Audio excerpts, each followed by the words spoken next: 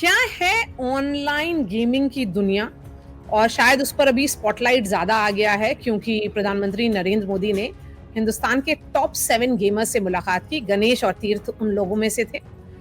गणेश, बात हुई, मुलाकात हुई, बहुत तरह के चर्चे हुए, लेकिन ये ऑनलाइन गेमिंग जो है एक प्रोफ़ेशन है और अगर कोई 16-17 ईयर ओल्ड है या फिर 21 ईयर ओल्ड समझ लीजिए, जिसको पढ़ाई में इंटरेस्ट है भी लेकिन गेमिंग में ज़्यादा इंटरेस्ट है, तो आप उनको क्या मशवरा देंगे? क्या सलाह देंगे? कैसे बताएँगे? सलाह यही रहेगा कि अपना जो पढ़ाई है उसको जारी रखो एंड गेमिंग को as a side hobby treat करना है। जैसे कि अभी स्कूल खत्म हो गया तो क्रिकेट खेलने जाते हैं या फ्रेंड्स के साथ डांस क्लास जाते हैं, किधर भी जाते हैं, इट्स अ हॉबी राइट। तो गेमिंग को भी एज अ हॉबी ट्रीट करो और साइड बाय साइड पढ़ाई भी करो। अगर आप गेमिंग में बहुत अच्छा कर रहे हो, मतलब आपका स्किल लेवल बहुत अच्छा है, जैसा क्रिकेटर्स को हो गया, अगर वो लोग क्रिकेट अच्छा खेल रहे तो रणजी हो गया, आईपीएल हो गया, उसके बाद नेशनल टीम सेलेक्ट हो जाएंगे ना। तो ऐसे ही आपका साइड बाय साइड गेमिंग करते करते अगर आप बहुत अच्छे खेलने लगे और उस पे आपका इंटरेस्ट ज्यादा ही बढ़ा, अपना पेरेंट्स से सजेशन लो और उनको समझाइए कि गेमिंग क्या होता है, स्पोर्ट्स एज अ प्रोफेशन कैसे लेते हैं। उनको पहले समझाओ कि ये क्या होता है ताकि वो ज्यादा चिंता ना करे आपके बारे में।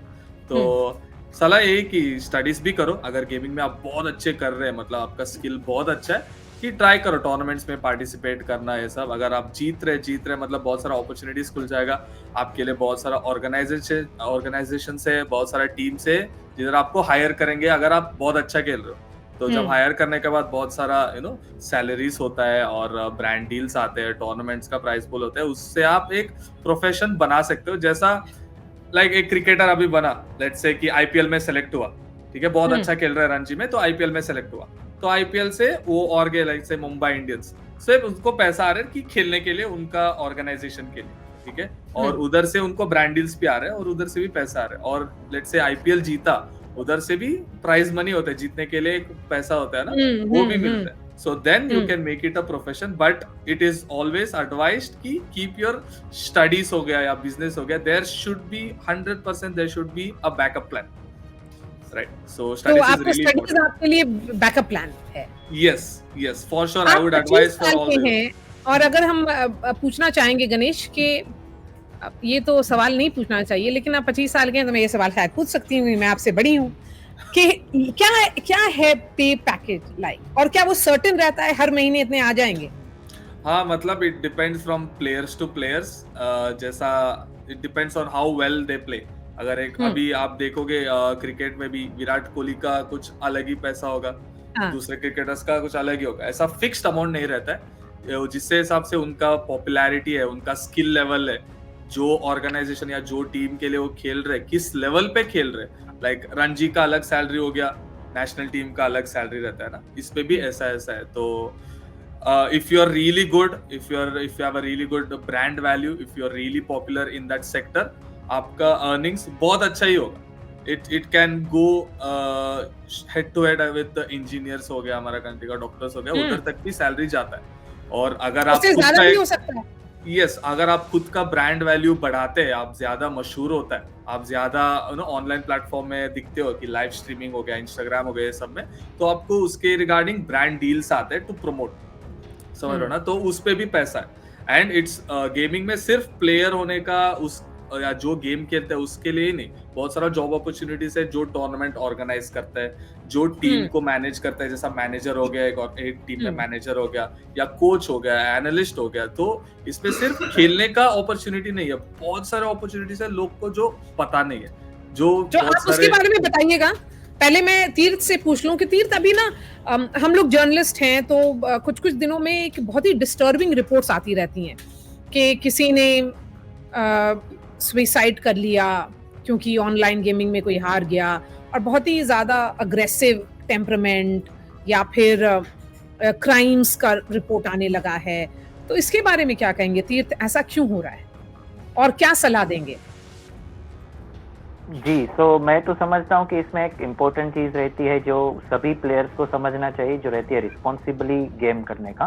क्योंकि हुँ। यहाँ पे चीज़ क्या होती है कि जो जैसे कि स्पोर्ट्स एथलीट्स हो गए, जैसे हमारे साथ जो है गणेश हो गए, तो ये अभी एक चीज़ जो है वो नया-नया इंट्रोड्यूस हुआ है, जिसकी वजह से एटलीस्ट जो जनरल मतलब एक कहेंगे कि मेंटल जो स्ट्रेस रहता है प्लेयर्स पे वो उसकी वजह से कम हो गया है। तो ई स्पोर्ट्स में तो ये चीज हमें नहीं देखने को मिलती जनरली, बट हाँ जनरली जो कैजुअल गेमिंग रहती है या फिर हम जिसे कहे कि सेमी कैजुअल या सेमी प्रोफेशनल गेमिंग हो गई, तो उसमें ये चीजें हमें थोड़ी बहुत दिखने मिलती है कि हाँ थोड़ा जिसे कहेंगे कि प्लेयर्स जो है वो एंग्री हो जाते हैं गेम्स खेलते वक्त या ऐसी चीजें।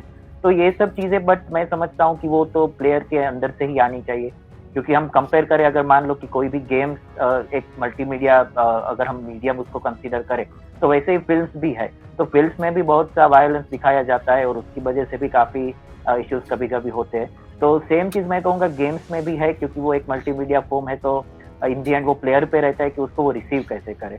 और ये मैं समझता हूँ कि अगर पेरेंट्स भी इसमें ज्यादा इन्वॉल्व हो, अगर उनका कोई भी मान लो अगर चाइल्ड है वो खेल रहा है कोई गेम, तो उसको समझे कि कैसी गेम है, वो उसके बिहेवियर को एनालाइज करे और उसको थोड़ा मैं कहूँगा कि रिस्ट्रिक्ट करे या उसको एक प्रॉपर सलाह दे कि बिहेव कैसे करना चाहिए इवन ऑनलाइन गेम्स में भी। आई थिंक ये सब चीजें अगर इम्प्लीमेंट हो जाए, अवेयरनेस मिल जाए पेरेंट्स को भी और प्लेयर्स को भी, तो काफी ऐसी चीजों में कम हमें देखने को मिलेगी फ्यूचर में। आपको लगता है एक डिस्कनेक्ट है अभी भी, ऑल्दो इंडिया डिजिटली कनेक्ट हो गया है, आप लोग सब सुपरस्टार्स हैं आज की दुनिया में, आज के दिन के, लेकिन जो एक इंफॉर्मेशन होता है, कनेक्ट होता है, जैसे पीएम ने कोशिश की कि आप लोगों से कनेक्ट हो, उस तरह से जनरेशनल गैप है अभी भी। जैसे आपके जो बड़े हैं वो समझ में नहीं आता उनको कि ये गेमिंग की कौन सी दुनिया है, ऑनलाइन गेमिंग की, कि जिसमें आप पैसा भी बना सकते हैं और एक रिस्पॉन्सिबली एक्ट भी किया जा सकता है। वो रिस्पॉन्सिबिलिटी कैसी होगी? अगर बोला जाए मेंटल स्ट्रेंथ की बात की जाए तो मेंटल स्ट्रेंथ क्या होगा इस पर? कि हम भी मान लो कोई भी हमारे फैमिली मेंबर से बात करें तो उनको भी पहले तो ये रहता है कि हम कोई भी गेम खेल रहे तो ऐसा गेम होगा जैसे कि कोई कैजुअल गेम हो गया लूडो या वैसा, या फिर अभी काफी जो रियल मनी गेमिंग है उसके साथ भी हमें जो हमारे कॉम्पिटिटिव गेम्स है उनको कनेक्ट किया जाता है, जो कि काफी डिफरेंट दोनों चीजें हैं। तो अभी भी मैं कहूँगा वहाँ पे डिस्कनेक्ट तो है ही अभी भी, इवन मतलब पेरेंट्स के साथ तो सही है, मतलब रिलेटिव्स या वैसे। जब रिस्पॉन्सिबल गेमिंग की अगर हम चर्चा करें और इस पर भी बात करें कि जैसे आपने बताया कि करियर बन जाता है, लेकिन इसको पार्ट टाइम रखिए, फुल टाइम मत रखिए, अपने प्रोफेशन पर भी ध्यान दीजिए। लेकिन जब आपके स्टेज में कोई पहुंच गया या मिड लेवल करियर पे पहुंच गया गेमिंग में, तो वो कैसे छोड़ेगा? क्योंकि उसमें दौलत भी है, शोहरत भी है, सब चीज आ रही है, तो कैसे आदमी छोड़ सकता है? मतलब जब आपको लगता है कि एक एज के बाद सब चीजें में जैसा होता है कि आप उतना अच्छा खेल नहीं पा रहे, आप समझ रहे हैं ना, या आपका इंटरेस्ट चले जा रहा है, तो वो टाइम में ऐसा नहीं कि कंप्लीटली छोड़ देंगे हम। सेम फील्ड में दूसरा भी, like I said, there are lot of job opportunities. Like अभी जो भी सीखा हो, I can be a coach, I can be a influencer, I can be a analyst, या I can be a team manager, जो या खुद एक ऑर्गेनाइजेशन में काम कर सकता हो। तो ऐसा नहीं कि कंप्लीटली छोड़ देंगे, गेम खेलना छोड़ देंगे, but we will still work in the same field.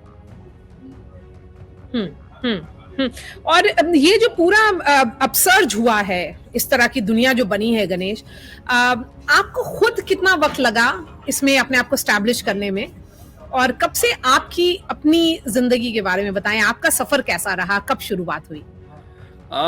जब मैं when I was 16 years old, तभी मैंने चालू किया था। लाइक आई सेड, कॉलेज से दोस्त लोग के साथ गेमिंग कैफे गया था, जिधर मैं इंट्रोड्यूस हुआ गेमिंग के दुनिया के लिए। एंड लाइक सबके लिए नहीं होता है, some people are very talented, बोल सकते हो कि उसमें मैं भी एक हूँ। तो मैं बहुत जल्दी सीख लिया और बहुत अच्छा खेलने लगा। And when I was 16 year old, मैं इंडिया को रिप्रेजेंट भी किया हूँ इन द इंटरनेशनल स्टेज।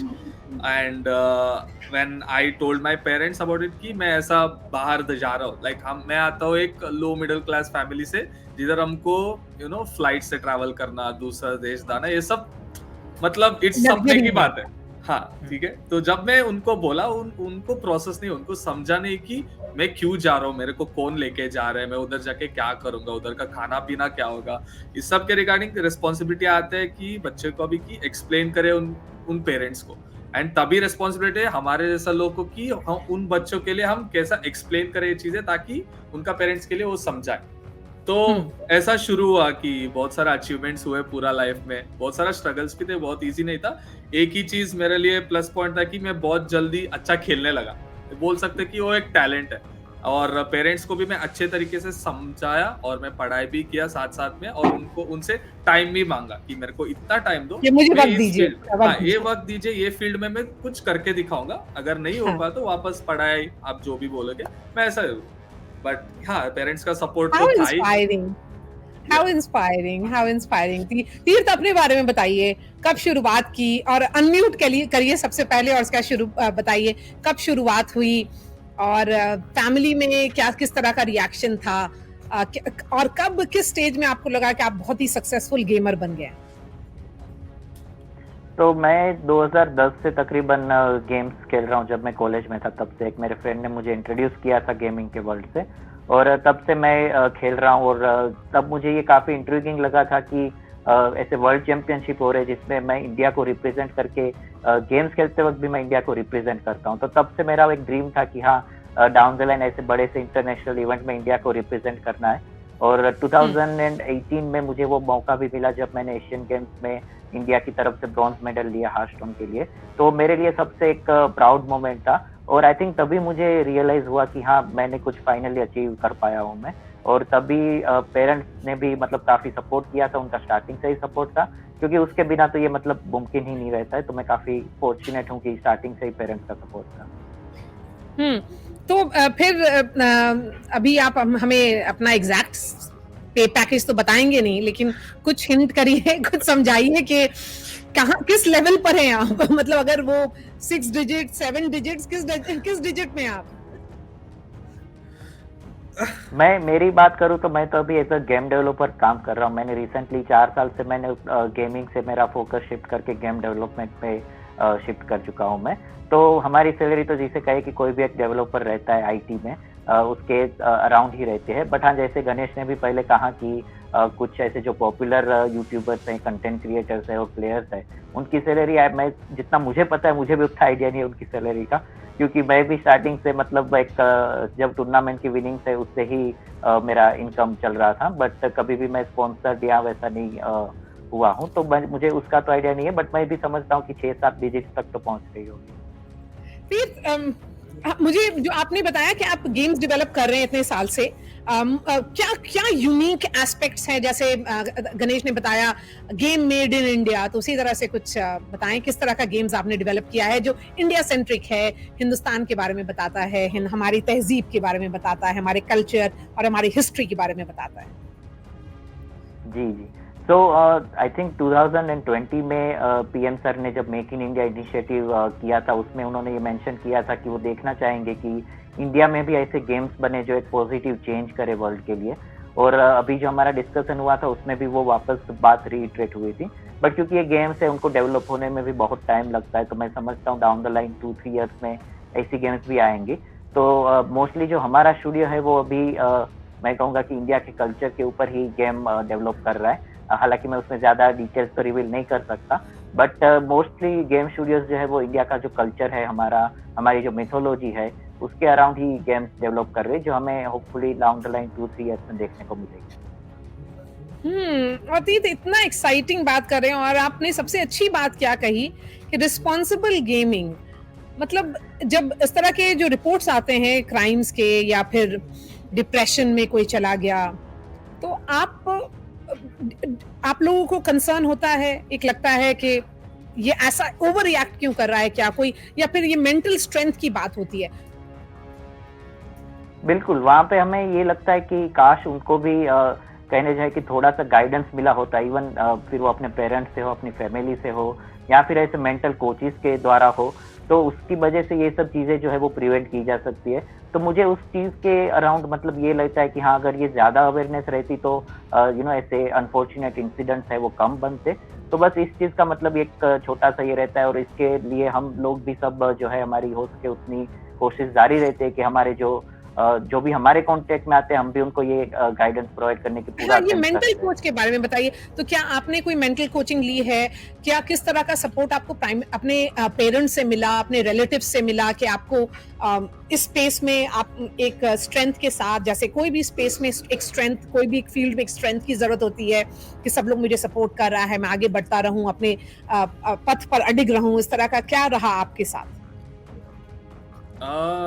हमारा ऑर्गेनाइजेशन में या बहुत सारा ई स्पोर्ट्स ऑर्गेनाइजेशन में क्या होता है, जस्ट लाइक स्पोर्ट्स में स्पोर्ट्स साइकोलॉजिस्ट हो गया या मेंटल कोच हो गया, ऐसा ई स्पोर्ट्स में भी रहता है, जिधर हम बोल सकते हैं कि या टूर्नामेंट है या मेरे को बहुत नर्वसनेस हो रहा है या ये बहुत प्रेशर हो रहा है, जीतूंगा या हारूंगा, ये कंसर्न है मेरे को। तो इसके रिगार्डिंग बात करने के लिए या टू ट्रेन आवर माइंड्स, हमारा ऑर्गेनाइजेशंस में होता है, बहुत सारे ऑर्गेनाइजेशंस में होता है एक स्पोर्ट्स साइकोलॉजिस्ट जो समझ सकते हैं, जो आप बात कर सकते हैं, आपका जो भी कंसर्न है कि लेट्स से आप बहुत बार हार रहे हो गेम में और आपको सैड फील हो रहा है, तो आप उसके बारे में बात कर सकते हो कि मैं इम्प्रूव कैसे हूँ, मेरा मेंटल स्ट्रेंथ कैसे स्ट्रांग रखूँ। तो सर्टिफाइड स्पोर्ट्स साइकोलॉजिस्ट भी हम हायर करते हैं, जस्ट लाइक प्लेयर्स हम कोचेस हायर करते हैं, एनालिस्ट हायर करते हैं, मैनेजर, और उसमें आते हैं स्पोर्ट्स साइकोलॉजिस्ट भी, where you can also speak to them about your concerns. और रही बात की फैमिली में, it's really important to make your parents and especially relatives understand कि होता क्या है, because relatives माँ बाप को बोलते हैं कि आपका बच्चा क्या कर रहा है, और अगर माँ बाप एक्सप्लेन नहीं कर पाए उनका बच्चा क्या कर रहा है, तभी थोड़ा दिक्कत होगा। तो इट्स इम्पोर्टेंट फॉर द तीर्थ, आपके पेरेंट्स क्या बोलते हैं कि मेरा बच्चा क्या कर रहा है? हाँ, जब मैं खेलता था तब तो वही कहते थे कि प्रोफेशनली मतलब गेमिंग में कम्पीट करता हूँ मैं। मेनली क्या रहता है कि मेरे जो गेम्स था उसका टूर्नामेंट सब यूएस टाइम जोन पे रहते थे, तो जनरली मतलब मेरा सोशल लाइफ उसकी वजह से काफ़ी सेक्रीफाइस होता था, तो उसकी वजह से मैं कुछ इवेंट्स में अटेंड ना कर पाऊँ, ये सब होता था। तो तब रिलेटिव्स कहते थे कि अरे क्यों नहीं आए या क्यों अटेंड नहीं किया। बट तब इनिशियली तो मतलब डिफिकल्ट था समझाना, बट जब से एशियन गेम्स में मेडल मिला है तब से वो लोग भी कहते हैं अरे आप यहाँ पे क्या कर रहे हो, आप जाओ भाई गेम्स खेलो और आगे बढ़ो। तो ये जान के काफी अच्छा लगता है। रियल वर्ल्ड से रियल वर्ल्ड में चले जाओ, ऑनलाइन चले जाओ। चलिए आप लोग दोनों मुझे सलाह दीजिए, मुझे क्या करना चाहिए? गणेश, अगर मुझे इंटरेस्ट है गेमिंग में, तो आपका गेमिंग में इंटरेस्ट है तो अगर हो ट्राई करिए, just to not only to compete, like time pass करने के लिए या just to have fun. Games खेल सकते हैं, ऐसा नहीं कि इस पे करियर ही बनाना है या इससे आगे ही बढ़ना है, ऐसा नहीं। जस्ट लाइक अ हॉबी आप ट्रीट कर सकते हो, एंजॉय कर सकते हो, लाइक अपना पेरेंट्स के साथ खेल सकते हो, बिकॉज अपने पेरेंट्स के साथ कुछ बड़े होते हैं ताकि वो लोग आउटडोर आके फिजिकल एक्टिविटीज नहीं कर पाएंगे, तो आप मोबाइल गेम्स या कंप्यूटर में कनेक्टेड रह सकते हो, एज अ फैमिली हो गया, पेरेंट के साथ हो गया, गेम खेल सकते हो। It will be a really good family time according to me. And apart from gaming हो गया कि हमको मीडिया में अच्छी चीज भी दिखाना चाहिए गेमिंग के रिगार्डिंग। हम सिर्फ ये कवर करते हैं कि इधर सुसाइड हो गया या एक बच्चा ये कर दिया, बट हमको ये भी दिखाना है कि अभी तीर्थ ने इंडिया को रिप्रेजेंट किया एशियन गेम्स में 2018 में, वो चीजें हमको कवर करना चाहिए, ताकि दिखाना चाहिए लोग को कि इस पे अच्छी बात भी है। ऑफ कोर्स सब फील्ड में बुरी चीज भी होता है, ये सिर्फ गेमिंग में नहीं है, पढ़ाई में भी कुछ हो जाते हैं लोग को, तो ये सब जगह है। बट गेमिंग में आई थिंक नेगेटिव पॉइंट हम कुछ ज्यादा दिखाते हैं, and I won't blame anyone, because knowledge इसके रिगार्डिंग अवेयरनेस भी कम है। उधर हमारा रिस्पॉन्सिबिलिटी आता है कि दिखाना अच्छी चीज, भाई हम भी इस पे है और अच्छे कर रहे हैं, इसमें भी अच्छी चीजें हैं।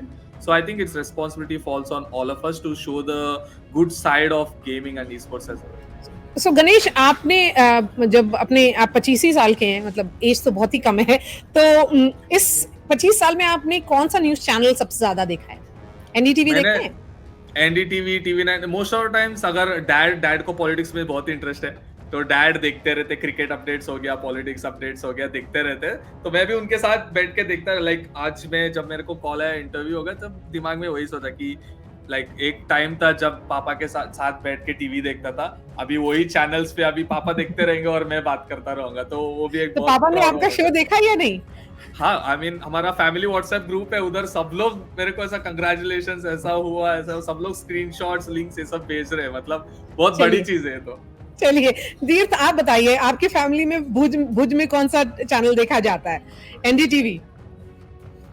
हाँ जी, हम मोस्टली तो वही देखते थे, जैसे गणेश ने कहा वैसे ही मेरा स्टोरी है कि पापा काफी इंटरेस्टेड थे, वो भी न्यूज चैनल वगैरह बहुत देखते थे। तो हाँ, मोस्टली तो मतलब एनडीटीवी जैसे इंटरनेशनल चैनल्स ही हम देखते थे, और बाकी जैसे गणेश कह रहे कि पूरा व्हाट्सएप ग्रुप में भी मतलब जब भी हमारा कुछ भी आता है, इवन न्यूज़पेपर में आता है या टीवी चैनल्स पे आता है, तो सब लिंक शेयर करते हैं, कॉन्ग्रेचुलेट करते हैं, तो वो भी देख के बहुत प्राइड फील होता है हमें भी।